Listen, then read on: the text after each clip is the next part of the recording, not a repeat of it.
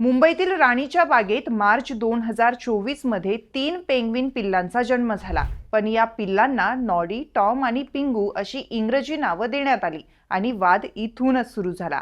कारण ही पिल्लं परदेशातून आलेली नाहीत तर मुंबईतच जन्मलेली आहेत. मग त्यांना मराठी नाव का दिली नाहीत असा थेट प्रश्न विचारला जातोय. परदेशातून पेंग्विन आले तेव्हा इंग्रजी नावं ठेवली गेली, ते मान्य. पण आता मुंबईतच जन्म झालाय तर मराठी नावं का नाही असा प्रश्न भाजपचे नितीन वनकर यांनी मागणी दरम्यान केला आहे.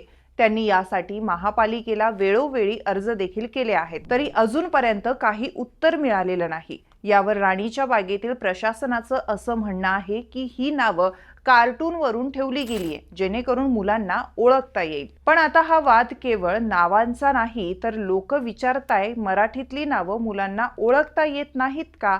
हा मराठी भाषेचा सन्मान आणि मराठी माणसाच्या अस्मितेशी जोडलेला मुद्दा आहे. जिथे जन्म झालाय तिथली ओळख नावातून दिसायला हवी, एवढंच लोकांचं म्हणणं आहे.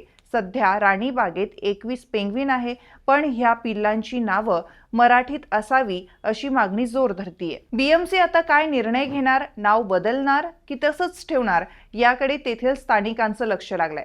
पण मुंबईत जन्मलेली पेंग्विन पिल्लांची नावं मराठी असायला हवीत की नाही यावर तुमचं मत काय हे आम्हाला कमेंट करून नक्की सांगा. आणि व्हिडिओ आवडला असेल तर चॅनलला सबस्क्राईब करायला आणि व्हिडिओला लाईक करायला विसरू नका.